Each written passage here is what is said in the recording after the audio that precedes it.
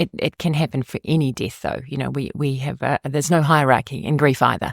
It's and so if how you're feeling is valid. Starting with somebody who rings out of the blue, someone anonymous, someone like our grief companion, to say, "Hey, I'm just here checking in on you. If you want to talk," and maybe they do, maybe they don't, but just knowing somebody is there, and then our grief companions can offer to be that contact point for up to a year after the funeral.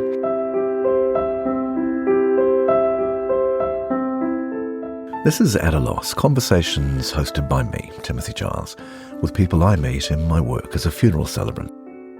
Life and death, the experiences, emotions, issues, events that we all face, and some insights that can help when you feel at a loss.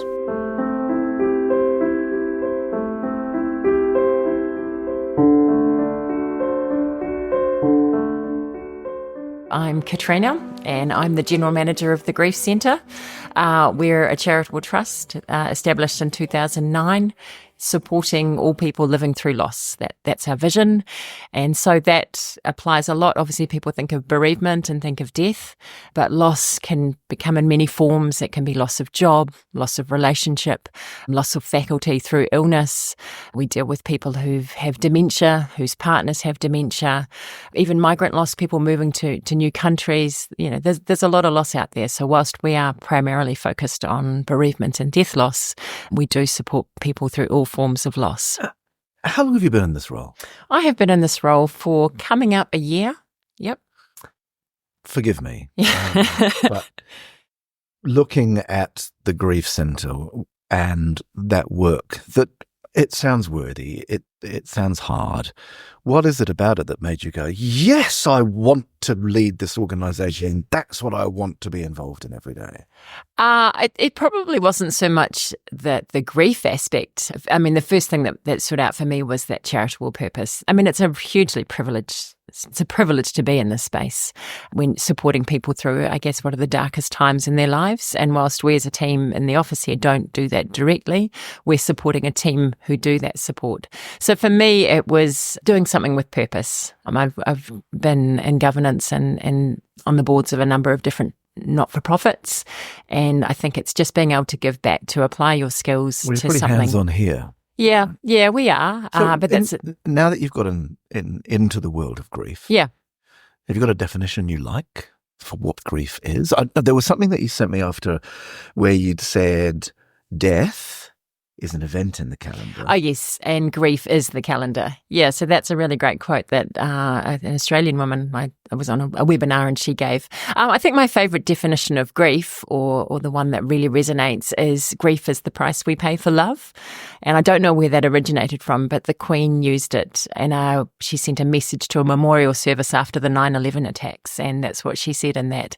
And I think, grief is the price we pay for love.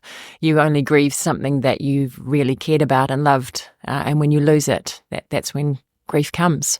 So thank you for identifying. I get a bit hooked up on death, right? I guess that's around the funeral celebrancy thing, and that's what had me create this podcast. And to remember there's so much more to grief around that.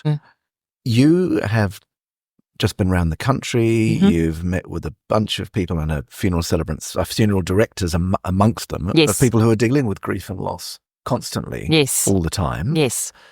Did you learn anything that surprised you?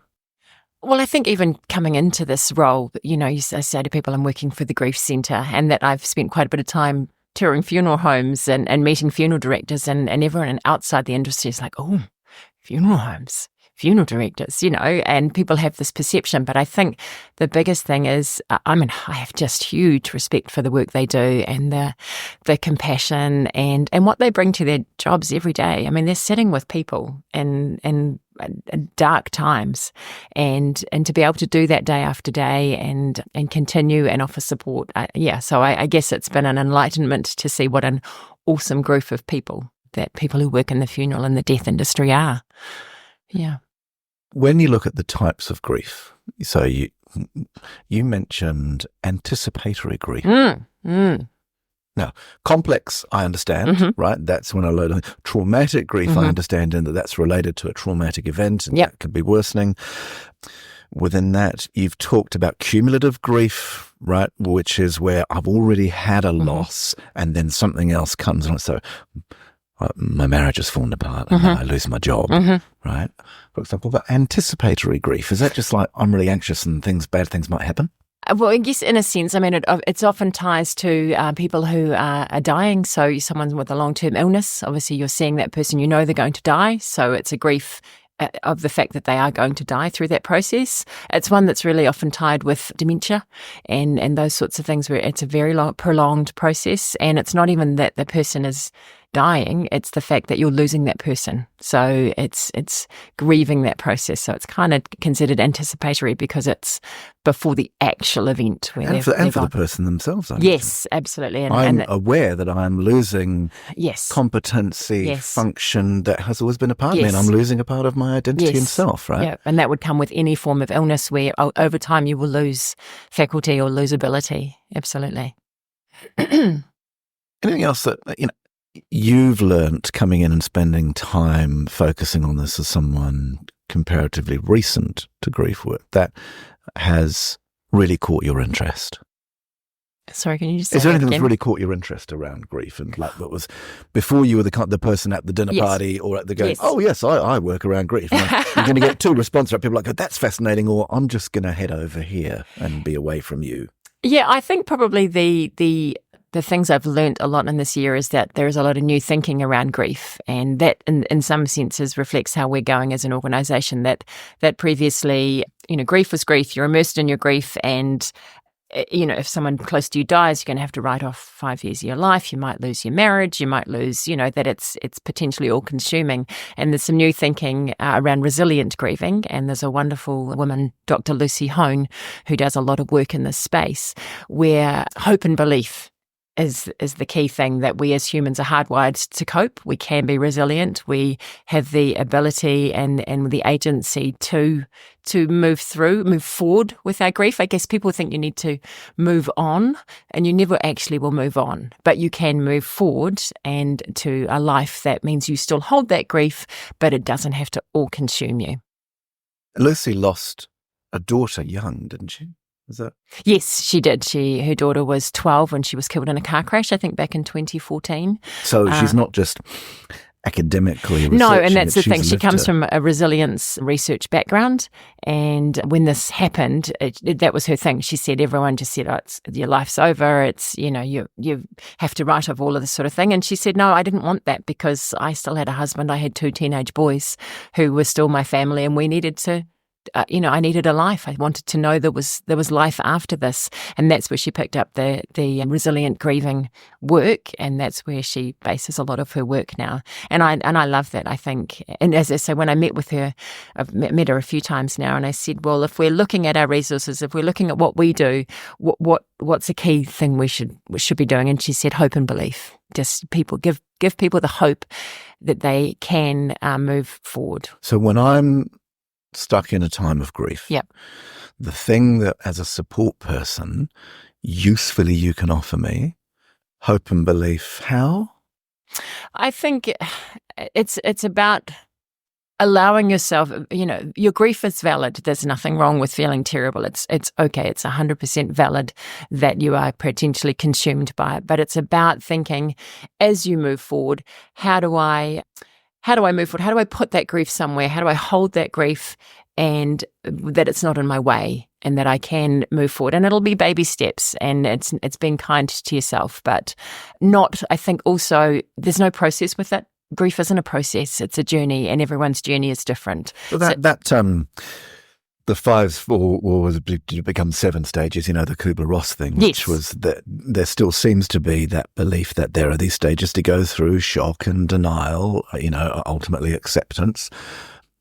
But that's not the case. No, and that's absolutely the new thinking is that that's a process, and it can be difficult for people because they might go, why is it that I'm supposed to be up to stage 3 and I've not progressed to stage 3? Why am I still stuck here? And you might go through to depression at the end, and then back to anger, and so there was grief is not linear, I guess, is the thing with it, and so that's why there's a general acceptance that it's not whilst it was a great base model for people to look at grief back in the 60s, I think when it came out, it's recognised that it doesn't really help to say you must be following this process. A friend was talking about it's the number of years anniversary after her life partner, business partner died, and she'd said, some days I'm doing really well. Mm-hmm. And then some days, and this is a number of years after his death, and she's like today, I just wake up and I'm a bawling mess. Yep, absolutely. Right. Yeah.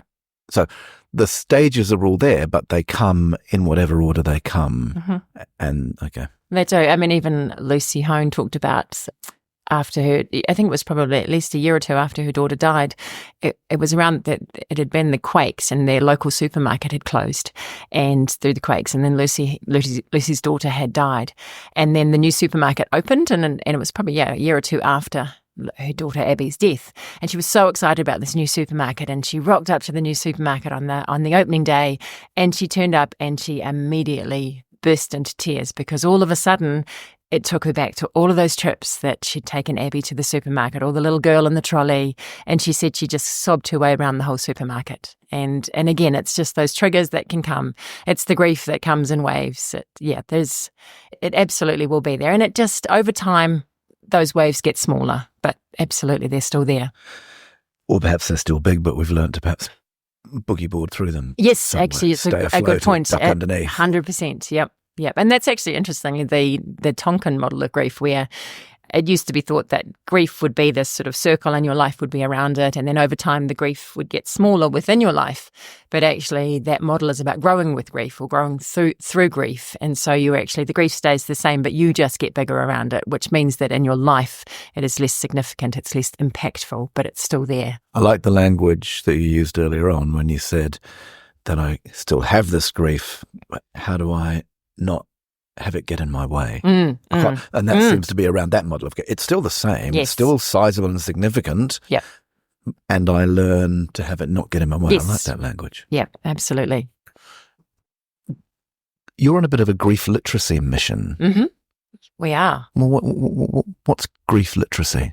That mean I have to read all the research? No.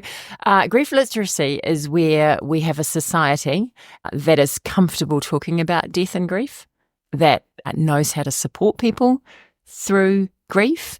We've got a great culture here and in Australia of avoidance, really. It's the whole, don't know what to say. Oh my gosh, someone's died. Oh, really don't know what to say. Yeah. And so if we were a beautifully grief literate society, then we would know what to say. We wouldn't shy away from it. We would be comfortable talking about it.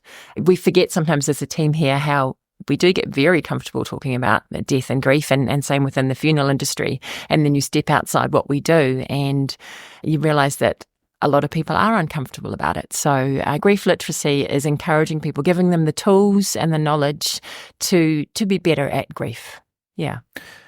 Is it about getting comfortable with talking about it? Mm-hmm. Or I think for me, I'm still pretty uncomfortable in some of the things that come up around grief, the behaviours around that, whether it's someone weeping or someone getting really angry or someone that's just shutting down for a moment or period of time.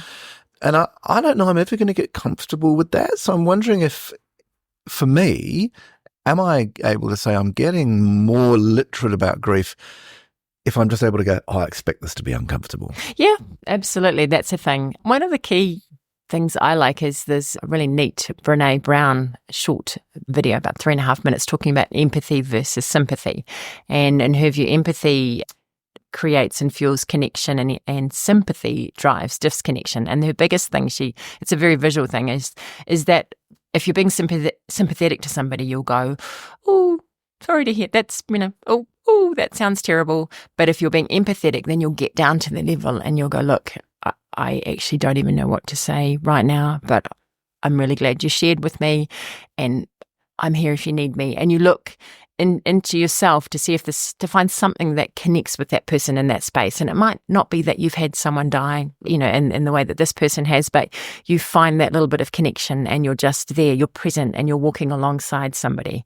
And that's where, if you can do that, it doesn't mean you have to know everything to say all the right things. You don't have to be amazing at it, but you just say, look, I'm here and I'm glad you've shared and I'm really sorry. And then allow people to connect in that way. But we're really good at going, I can't even do that. It's really uncomfortable. You talk about saying the right things. And for me, I was reflecting, interestingly, I think. Terry's going to say, do you want me to shut that door again? Yeah, go ahead. Yeah. Some of the moments that have led to the greatest connection are when I've said completely the wrong thing. And then there's this moment and someone just says, did you really say that? And then there's laughter at this moment. And it's actually okay. It is, because it's a vulnerability in a sense that and that's often what it is. We're afraid to be vulnerable with others in that moment. And that's part sort of digging deep and finding that vulnerability. And maybe that does come from saying the wrong things and then having a moment around that. Yeah. I mean, the other thing Lucy Hone talks about within support after a bereavement or somebody in grief is that, we're quite good at saying, flicking a text and saying, oh, look, I'm really sorry, but if there's anything you need, just let me know. And she said, look, in that moment, I didn't have the energy to tell anybody what I needed. It was about people just thinking, what do they need right now? And then doing it. So that's part of that grief literacy thing as well, is not being afraid to offer support, whatever that might look like. I mean, for her, it was just somebody coming around and taking out the rubbish bins on a Tuesday, because when you're in that early stages of immense grief, all of those practicalities of life, fall by the wayside. So in terms of grief literacy, it's just knowing that it's okay to step forward and try and help. It's really around an avoidance thing, which we do tend to do. We don't know what to do. We don't know how to help. We're not sure what to say, so we just actually don't bother. So just do something. Just do something. And it's not necessarily asking for permission. It's like, I'm going to mow your lawns. Yes. Like today, here we are at the grief centre. Yes. And you're like, oh, we have a volunteer who does baking. And I've just been enjoying some baking. Mm-hmm. Mm-hmm. And there was no permission asked. It's just like, I'm bringing you baking. Here it is. Yes, absolutely. They turn up every Monday morning. So exactly. Yeah. That's cool. So grief literacy then is like that fluency of being able, I understand that someone is going through something and may not, as you've just said, be able to tell me what you need. But I can see that these are the kind of things that are needed. Yep. I'll just do this. Yep. And the reality is most people are supported by friends and family through grief. We offer grief companion bereavement support service, which some funeral homes do, but for most people, it's friends and family. And so therefore we need to be equipping these people, even from a young age, children. Okay, I want to talk to you about that, because that to me is about, I'm interested in how to support a grieving person. It worries me if I'm looking and saying, someone I know about and I know and care for and I know about some grief that has landed on them, whether it's the loss of a job, loss of marriage, getting an acute or chronic condition that they were now having to adjust to. How I do that. So active, you've given me that, get in there and do it. But I guess, what other insight have you got on how to support a person who is encountering and living with loss? Well, I mean, the big one is just providing a safe space for them when they need it to talk, if they want to. And the empathy versus sympathy thing, as we've just touched on. If it's a bereavement, often asking if they want to talk about the person who's died. Well, we often shy away from that. And I think just saying, hey, look, do you want to talk about them, their person? And oftentimes they will, and certainly our grief companions see this, and they just want to talk about them. What does a grief companion do? So our grief companions, wonderful people that we have who contact families after bereavement. So we work with funeral homes on behalf of them to send some resources after the funeral, and then about 6 weeks after the funeral, we'll make contact, or our grief companions will make contact and just ring and say, hey, look, we're here, just checking in on you. How you doing? I've spoken previously with Maria Miller. You did, yes. And that was the role she was. She's a counsellor. Yes. And so they're all counsellors. Some are counsellors, most are counsellors. Some are not. Some are just trained in bereavement support and are just that really good listening ear, because it's not counselling. It's really that safe space, that listening ear. It's not counselling. It's not counselling per se, no. It is a safe space for people to talk, because the reality is most people in grief don't necessarily need counselling. Counselling is for more traumatic, more unresolved, or just difficult grief, or someone who's got complicating factors in there, or it can be for somebody who just feels like they need. I just had a chat the other day with a lady, and she's 70 plus. Yep. She's a very sophisticated, charming woman. Mm-hmm. And the funeral had gone well, Yep. and the whānau felt good about it. It was her daughter who'd died, and it was, a sudden illness and not expected, and so a quite shocking bereavement for Mum, not the way that she planned things to go. I phoned her as we'd agreed, and she thought it might be nice a couple of weeks after the funeral, and then I heard no reply, nothing. Some 3 weeks later, I get this message where she'd said, "She's charming. I'm so sorry. I just had to shut everything down and go to a really quiet place on my own. I'm not quite ready to come out of it." Familiar? Yep, absolutely. And for something like really the loss of a child is a traumatic death. It's a traumatic grief. So you'd absolutely expect that. And again, that it can happen for any death, though. We have there's no hierarchy in grief either. It's and so if how you're feeling is valid. So yeah, absolutely. In that regard, I'm sure she would. And then that sense, starting with somebody who rings out of the blue, someone anonymous, someone like our grief companion, to say, "Hey, I'm just here checking in on you.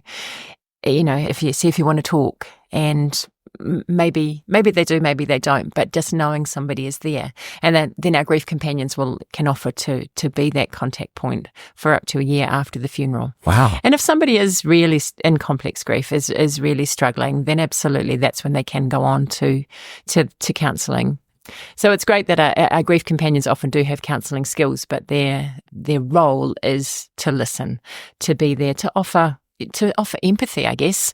And so potentially, to be that for a year, how much contact might a bereavement companion have? Oh, well, initially it could be every week or two that they ring and chat, and then it could extend out. Absolutely, but then you'll get a reasonable percentage of people who say, "Look, I'm thanks so much for the call, but I'm fine," and so therefore it sort of balances out in terms of the work that the grief companions do. Yeah. And then other work that you do in the grief centre here, like we're sitting in a big room here, and it looks like it's set up for a support group. It is, absolutely. So yes, we do support groups. What happens there? So it's actually growing in popularity too. It's where people can come together in collective experience of grief. It might be different grief. There might be different reasons why they come. When you're in somewhere like the US, of course, with the scale of population, you can have bereavement support groups for bereavement by suicide or child loss. But I'd imagine that having someone whose grief and loss is caused by something different to mine, and yet I'm seeing their reactions and behaviours, I'd actually probably think that would be quite helpful. Absolutely. Yep. It's a shared experience of grief, and a lot of people do like it. They find the direct one-to-one counselling, face-to-face, I'm just talking about my thing, a little overwhelming, but to be able to come to a group with people with shared experiences in life, yeah, absolutely, people find it really helpful. So that's an area we want to grow. Now we are in this new space too. We'd like to have a drop-in group that we have on a more ad hoc basis, and we're always looking for funding for our support groups, because our kaupapa is to provide support regardless of financial circumstance. So our counselling, where we can, we get grants and subsidies, and same with our support groups. We want people to be able to turn up and not have to worry about paying for it, that it's a program they can be part of. How much of a stigma or a barrier is there, do you think, for people coming and talking about grief? Because I think if we're talking about overcoming with grief literacy, my willingness to speak to a friend who's in grief, who's experienced loss, or a colleague or a neighbour, in that sense of myself, then going, if I start talking about this, I'm going to fall apart, or I'm going to get it. I don't want to share these. I don't want these things coming up. It's embarrassing. Yeah, absolutely. And again, probably ties into the avoidance. People don't want to be embarrassed by it. But it's, again, that safe space to know that it's actually okay to feel what you're feeling, that your feelings are valid, whether you're the grieving person or whether you're the person supporting the grieving. Of course, there's always going to be triggers in life. We have triggers constantly in our lives for good things and bad things. It's those memories, it's those, they're triggers. And so sometimes that might make you cry, but that's okay. Do you think it's a barrier? Yeah. Absolutely, it's a barrier, but I think creating a safe space and a supporting environment means that it can be less of a barrier. So, supporting people in grief, got that. Mm-hmm. Last focus for me in what's unusual about your role and your work and your team around you is you support the supporter, you care for the carer. Mm-hmm. What insights around that? Well, actually, I did talk to the Funeral Directors Association in my training there about that. And I think, the first thing I said to them was it's really important to acknowledge the amazing work that you do. And that's the same with counsellors and grief companions, anyone who's supporting, is to say, actually, what I do is pretty special and it takes a pretty special person to do it. And almost not a pat on the back, but just acknowledge the impact and the fact that you are really making a difference for people. I asked the question of the teams and same with the counsellors, and a lot of them they'll talk to family. They'll as a team they'll decompress and talk about difficult situations that they've dealt with. Some will go out for runs, keeping well, keeping fit, keeping out, and nature is a really big one for counsellors. Everyone should be doing that, but when you're in the nature of support work, it's even more important. Right, so that becomes a part of this is a process and a protocol that's necessary in doing our work. Yep. You've had the session, you've spent some time with some people, let's acknowledge what was well done. Now, quite nicely, go across the road, get into Birkenhead Bush. Yes, absolutely. And that's a work time thing. Yeah. It can be. It should be. The counselling profession's really good at it. I think outside of that, from what I see, it's not been historically something that's been well acknowledged as just, toughen up and move on. It's what you do. But there's a growing school of thought around that it's really important to support people through it because otherwise it will overwhelm you. Yeah. And then you can't do your job. You possibly can't even function if you're overwhelmed by it. And even we're aware of it as a team, what we see and associate with. And, so that's in the realm of self-care and nature as 100%. One solution. Yeah. Anything else? And that you've seen or you're looking, okay, and caring for a carer and supporting that support person, here's just another thing. Well, again, the counselling profession mandated it's the supervision, it's their own support sessions, and that's encouraged in other industries too. So where they can go along to a one-on-one session and decompress and download specifically with a professional about the work they're doing. So that being available, I think, is really, really important. Even if it's not something you do regularly, it's really important to have that available. But otherwise, no, just those really self-care techniques and being I think probably more aware than perhaps other professions might need to be that self-care is important. Otherwise, it will catch up on you. Baking on a Monday. Absolutely. From the volunteer. I know, it's a Mars bar slice. Did you notice? So, Katrina, I just thought it was delicious, actually. Katrina, 1 year in the Grief Centre, if you were going to look forward another 18 months or so, and you're really thrilled with the work that you've done and that your team have created what would have happened that would make you all be feeling really proud of what the Grief Centre's achieving? Well, firstly, I guess helping more people. So through funding, through what we do, and growing the teams, that we can help more people as needed. And that, that help isn't just counselling. That help is just having resources available online, having resources available here, having a drop-in space that people can come to, having counsellors available in more places around New Zealand, having a bigger training and education program that works with professionals, those supporting people living through loss, expanding that. So I think that's in a numbers term, you'd say that. I'd love to see more, and it is growing in the public arena, so in media and social media where people are far more comfortable talking about it. And you do see some well-known New Zealanders who are really openly talking about their experiences with loss and grief.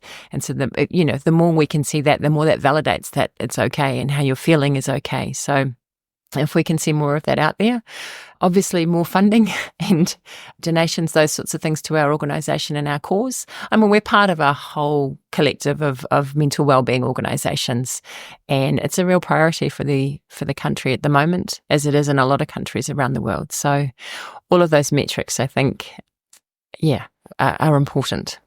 It's interesting. It wasn't until this conversation with you that I've really reflected on or realised that my reluctance to show in front of anyone the emotions that come up around grief for me is a huge barrier for me talking about it. I don't want to be angry or snotty. No. And yet, if anyone else is, I'm like, that's totally fine. You're in grief. But for me, it's like, oh, no, I'm not doing that. Yeah. So for you personally, if you said in 18 months' time, if you were able to allow yourself, give permission to yourself to be more overt and open with your grieving, if that's what you want to do, not everybody is overt with their grieving. You work remotely really efficiently. I mean, here you are on the North Shore in pretty sunny Birkenhead, but you're a nationwide. We are. We're actually entity. Australasian. How do people get hold of the Grief Centre for resources and support? So we have our website, griefcentre.org.nz, and from there you can see all the different work that we do. It has our emails and contact numbers there. So we encourage people to get in touch, regardless of what support they need, and hopefully we can provide what is needed.